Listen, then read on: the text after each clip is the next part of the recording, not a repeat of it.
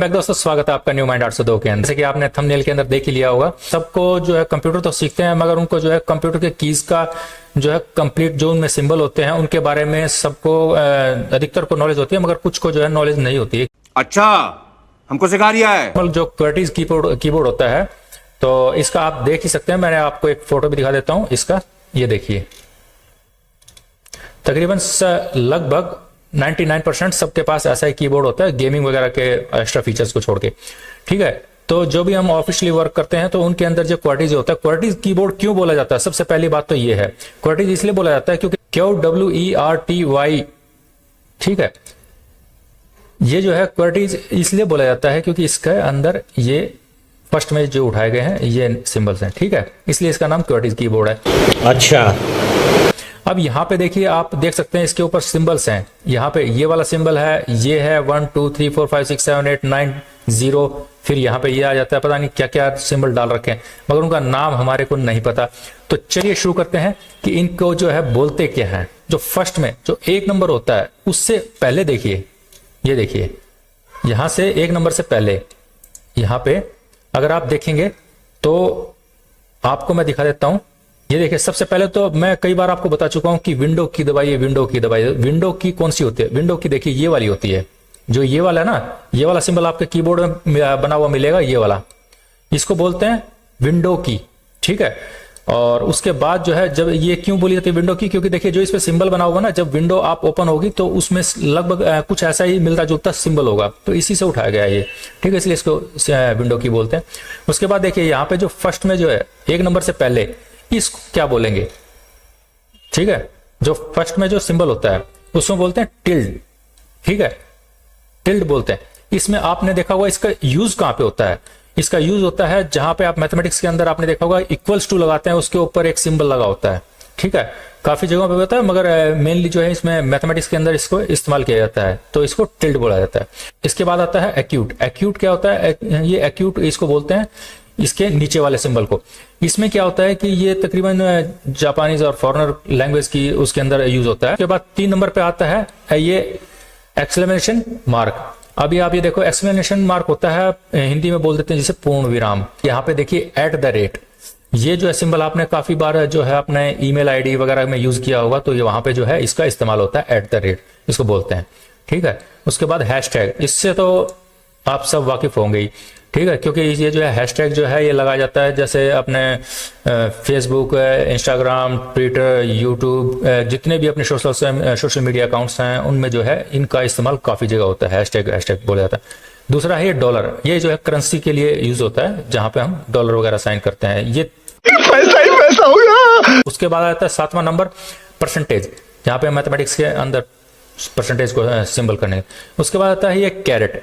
ये कैरेट क्या होता है? ये सिंबल होता है एक्चुअल में, जैसे हम आपने देखा होगा कभी विकिपीडिया वगैरह को या कोई और सोशल मीडिया ऐप को, जब आपको कोई भी एक गूगल के ऊपर जाओगे और उसमें कोई खोलोगे तो उसमें देखना कभी भी ये एकदम ऊपर हिट करने के लिए होता है। अगर आप इस पर क्लिक करोगे तो आप ऊपर पहुंच जाओगे जल्दी।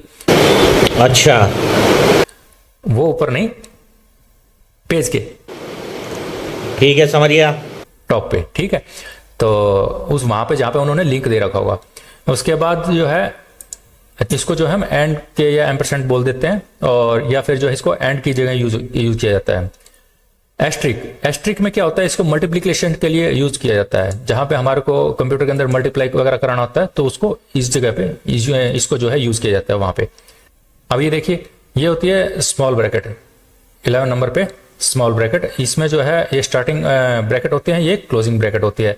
इसके बाद फिर आप आ जाते हैं 0 के बाद, यहाँ पे जो है ये दो माइनस के जो डैश के सिंबल दिखाई दे रहे हैं, ये क्या होता है? एक होता है हाइफन।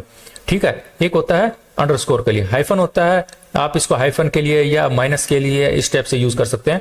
और एक तो जैसे हमने लिख दिया कि हम कोई भी लेटर लिख रहे हैं, तो उसके अंदर जो है हमारे को 2 के बीच में जो है डैश डालना पड़ गया, तो हम उसको वहां पे यूज करते हैं। इसके बाद अंडरस्कोर जो है हम जो है एक कहीं पे हम करते हैं कि ईमेल आईडी डालते हैं वहां पे, या फिर कोडिंग के लिए, कंप्यूटर की कोडिंग के लिए इसका काफी इस्तेमाल होता है। ठीक है, उसके बाद फिर आ जाइए यहाँ नेक्स्ट पे, प्लस में। प्लस का आप सब जानते हैं, और ये नेक्स्ट होता है इक्वल का। ठीक है, इक्वल्स टू का इसके बारे में पता है।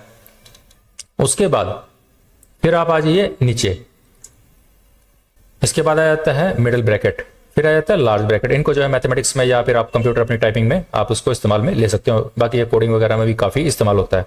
ठीक है, इसके बाद आता है फॉरवर्ड स्लैश और ये वर्टिकल बार।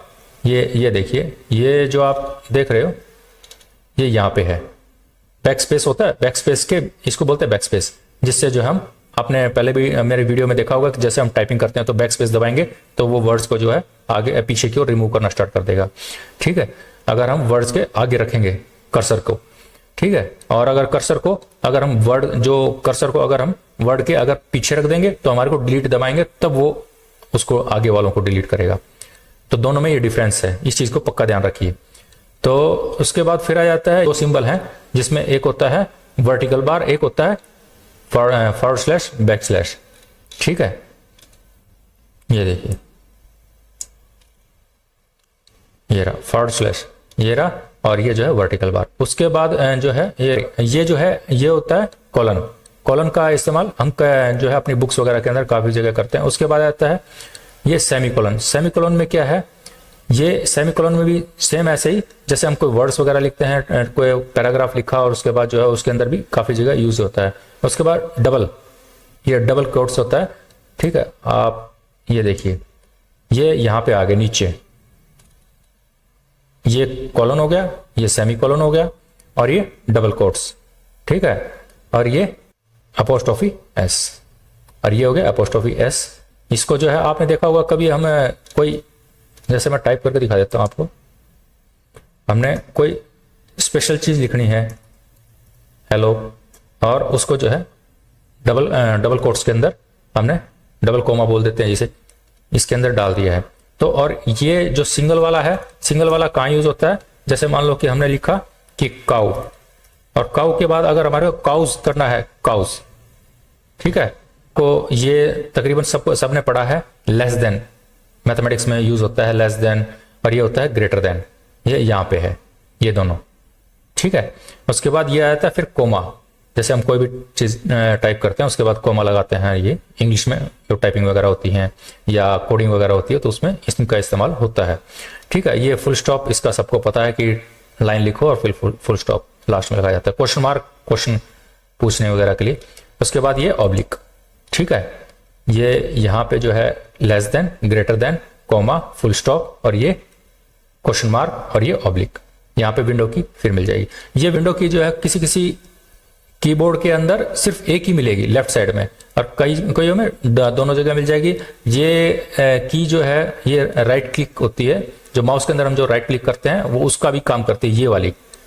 ठीक है, ये बहुत कमों में देखने को मिलती है, कईयों में मिल जाती है, कुछ में नहीं मिलती। तो आप जो आपका कीबोर्ड है उसके अनुसार आप उसको देख सकते हैं। इसके बाद एस्केप। एस्केप की क्या होती है, इसको अगर आपने कोई भी चीज लिख रखी है और उसको अगर आप एस्केप की दबा दोगे तो ये जो है हटा देगी वहां से। जैसे आपने किसी चीज को सिलेक्ट कर लिया, आपने एस्केप दबा दिया तो वो अनसिलेक्ट हो जाएगा। ठीक है, F1 की हेल्प के लिए होता है। जैसे एस्केप की क्या करती है, देखिए, जैसे मान लो कि हमने ये लिख दिया है और अब हम इसको जो है कंट्रोल X करेंगे, अब हमारे को काटना, फिर हमारे को याद आया नहीं यार ये हमारे को नहीं काटना, हमारे को गलत कर दिया, तो हमने जो है इसको सिलेक्ट गलत कर दिया। तो आप अगर इसको ऐसे क्लिक करेंगे तो ये अनसिलेक्ट नहीं होगा, और जैसे आप इसको एस्केप की दबा देंगे तो ये अनसिलेक्ट हो जाएगा, तब ये इसका छूट जाएगा, इससे सिलेक्ट नहीं होगा फिर। ठीक है, उसके बाद ये है F1 होता है। उसके बाद ये जो है F1 जो है हेल्प के लिए होता है। F2 जो है जैसे आप इसको क्लिक करोगे और F2 दबाओगे रीनेम कर देगा ये। ठीक है, अगर आपको रीनेम करना है किसी भी चीज का तो आप जो है किसी भी फाइल के ऊपर तो आप इसको रीनेम इस टाइप से कर सकते हो F2 दबा के। तो दोस्तों इससे कैसे मैंने जो है आपको ये देखिए, और ये जो फाइल जो मैंने लिखा हुआ है ये मैं अपने डिस्क्रिप्शन में डाल दूंगा। अगर किसी को भी हमारे दोस्त को अगर भाई अगर देखना है कि किसका नाम क्या होता है तो आप उसको इजीली इसको पढ़ के और समझ सकते हो। और अगर आपको ये मेरी दी हुई जानकारी अगर आपको अच्छी लगी हो तो प्लीज लाइक शेयर सब्सक्राइब कीजिए, और ताकि हम और भी अच्छे से अच्छे कंटेंट बना सकूं मैं। ठीक है, तो मिलते हैं फिर नेक्स्ट वीडियो में, तब तक के लिए जय हिंद, बाय बाय।